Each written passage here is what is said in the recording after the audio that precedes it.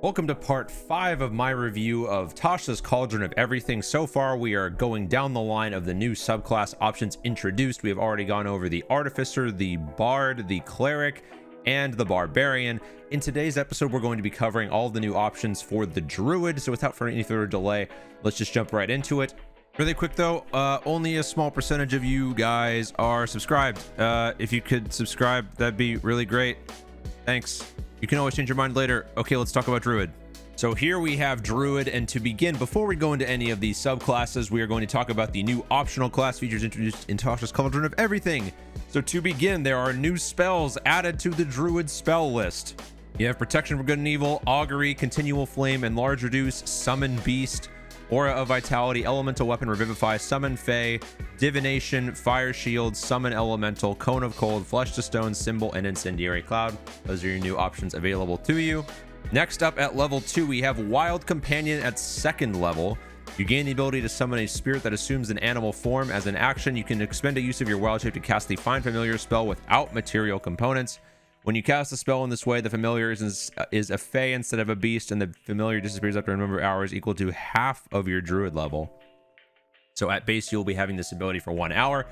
I think this is fantastic. I think this should have been an option a very long time ago for druid, but nice to see they finally included it. Next up, we have cantrip versatility. Whenever you reach a level in this class that grants ability score, you can replace one cantrip you learn from this class's spellcasting feature with another cantrip. I'm really glad we're seeing this in this book featured through all the casters of being able to change out cantrips. Really nice, so you don't feel like you've been pigeonholed into a specific build. That's awesome. I'm glad to see this is still continuing. This is a theme that they're going with. Now let's talk about Druid circles. First off, Circle of Spores. This already exists in Guildmaster's Guide to Ravnica, so we don't need to go too much on this. I'm just going to run through it though, because this is one of my favorite subclasses in the game. Let's just run through it really fast. Your circle spells are Chill Touch, Blindness, Deafness, Gentle Repose, Animate Dead, Gaseous Form, Blight, Confusion, Cloud Kill, and Contagion.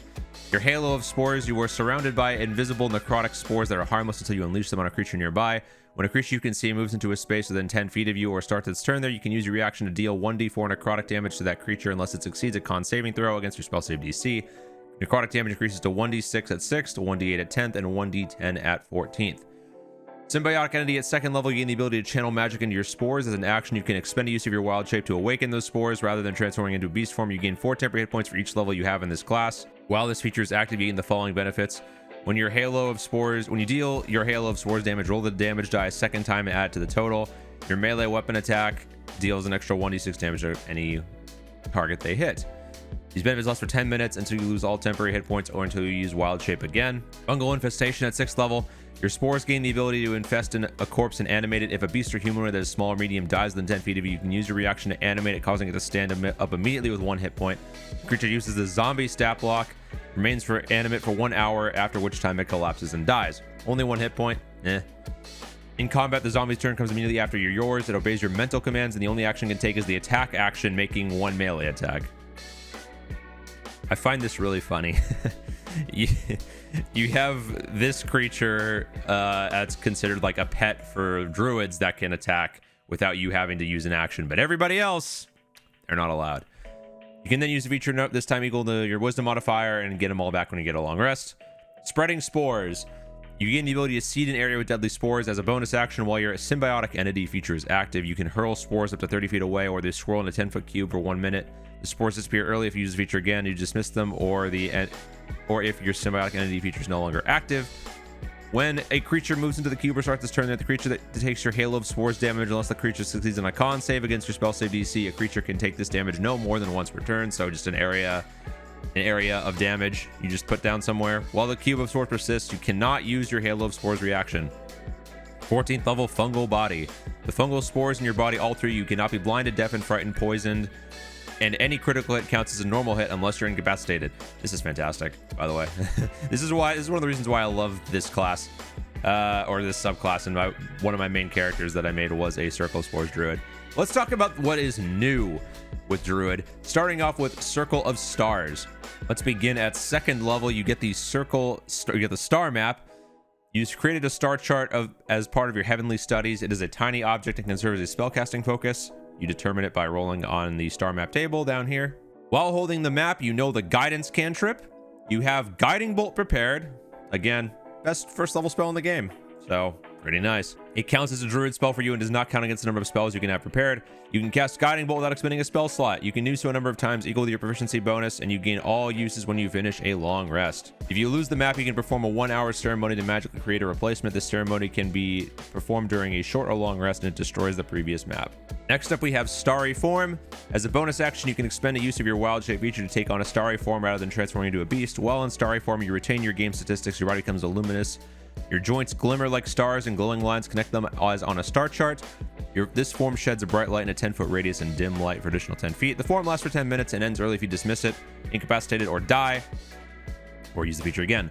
Whenever you assume the starry form, choose which of the following constellations glimmers. You can either choose the Archer, and a constellation of an archer appears on you when you activate this form as a bonus action on their subsequent turns while it lasts. You can make a ranged spell attack, hurling a luminous arrow that targets one creature within 60 feet. On hit, deals 1d8 radiant damage plus your wisdom modifier. Chalice, you get a life-giving goblet. Whenever you cast a spell using a spell slot that restores hit points, you or another creature within 30 feet, you can regain hit points equal to 1d8 plus your wisdom modifier. Dragon, a constellation of a wise dragon appears on you. When you make an intelligence or wisdom check or a constitution saving throw to maintain concentration, you can treat a roll of 9 or lower on the d20 as a 10. So, very nice, very versatile. We like versatility. Circle Cosmic Omen.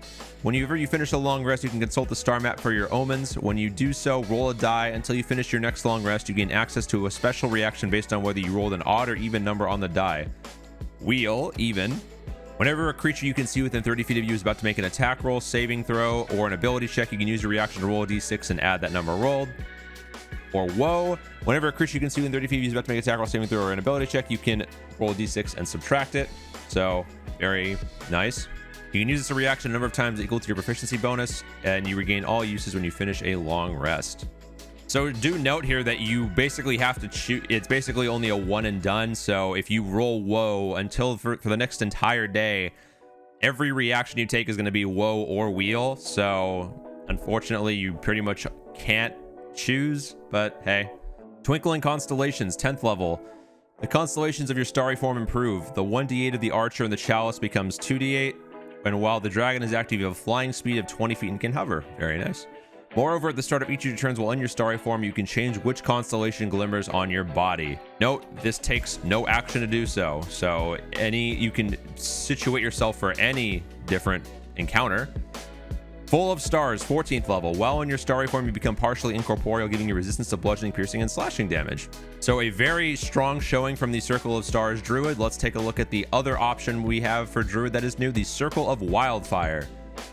Starting at 2nd level, you get your new Wildfire spells: Burning Hands, Cure Wounds, Flaming Spheres, Scorching Ray, Plant Growth, Revivify, Aura of Life, Fire Shield, Flame Strike, Mass Cure Wounds. No Fireball here. Very surprised. Notice right here in the Wildfire Druids Unearthed Arcana, they used to have Fireball. Notice how it's gone. Interesting. So for level 2, you also gain Summon Wildfire Spirit.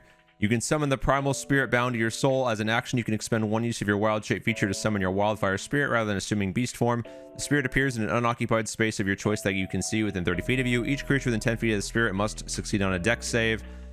Against your spell save DC, or take 2d6 fire damage, so entry damage. The spirit is friendly to you and your companions and obeys your commands. See this creature's statistics down here, which uses your proficiency bonus in several places. You determine the spirit's appearance. Some spirits take form in a humanoid figure made of gnarled branches covered in flame, while others look like beasts wreathed in fire. In combat, the spirit shares your initiative count but takes its turn immediately after yours. It only can take the dodge action unless you tell it to take another action with your bonus action. God damn it, we're doing this dance again. That action cannot own. That action only one in stat block or some other action. If you were incapacitated, it can take any action, not just the dodge. Jesus. The spirit manifests for 1 hour until it's reduced to 0 hit points, until you use this feature to summon the spirit again, or until you die. Here is the stat block here. The most important part here would probably be the actions, which we have the Flame Seed. Ranged weapon attack deals 1d6 plus your proficiency bonus in fire damage. Or Fiery Teleportation. The spirit and each willing creature of your choice within 5 feet teleport up to 15 feet to an unoccupied space. Then each creature within 5 feet of the space that the spirit left must succeed on a dexterity saving throw against your spell save DC or take 1d6 plus proficiency bonus fire damage. This wouldn't break balance if they got to go on their own. Just saying. Next up, we have Enhanced Bond. 6th level, the bond with your Wildfire Spirit enhances your destructive and restorative spells. Whenever you cast a spell that deals damage, fire damage, or restores hit points while your Wildfire Spirit is summoned, roll a d8. You gain the bonus equal number rolled to 1 damage or 1 healing roll of the spell. In addition, when you cast a spell with a range other than self, the spell can originate from your Wildfire Spirit. Level 10, Cauterizing Flames. You gain the ability to turn death into magical flames that can heal or incinerate. When a small or larger creature dies within 30 feet of you or your Wildfire Spirit, a harmless spectral flame springs forth in the dead creature's space and flickers there for 1 minute. When a creature you can see enters that space, you can use your reaction to extinguish the spectral flame and either heal the creature or deal fire damage to it. The healing or damage equals 2d10 plus your wisdom modifier.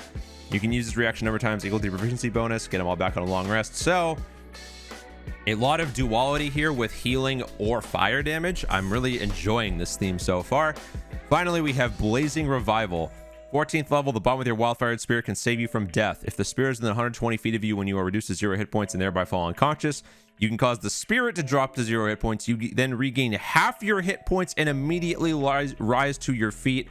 Once you use this again, you cannot do so until you finish a long rest. This is probably the best resurrection ability in the game right now. Think of it in a similar way to how barbarians can avoid death when they get reduced to 0 hit points by making con saves. They don't regain this many hit points. Blazing Revival at 14th level as a druid, you're going to have a lot of hit points. So going back to half your maximum at the cost of just a Wildfire Spirit that already is going to be there. This is an insane revival ability. This probably makes this druid class one of the best in the game, if not the best, in my opinion. But guys, that is going to do it for the new druid optional options and the new subclasses in Tasha's Cauldron of Everything. If you guys enjoyed this video, be sure to leave it a like and leave me your thoughts in the comments below. What do you think of these new druid subclasses? Are they better than what we have now, or are they a bit too disappointing? I'm personally a huge fan of Stars and Wildfire. We get Guiding Bolt for free. I'm pretty sure I said that made this one of the best druid classes in the game a long time ago in Unearthed Arcana, and this new Wildfire option just completely breaks the concept of tanking as a druid. So with that in mind, I hope you guys enjoyed this video. Again, be sure to leave it a like and subscribe if you have not. We got a bunch more videos coming for all the new subclasses and all the new things in Tasha's Cauldron of Everything, so don't miss a single one of those videos, guys. But until next time, have fun, stay safe, and as always, happy gaming.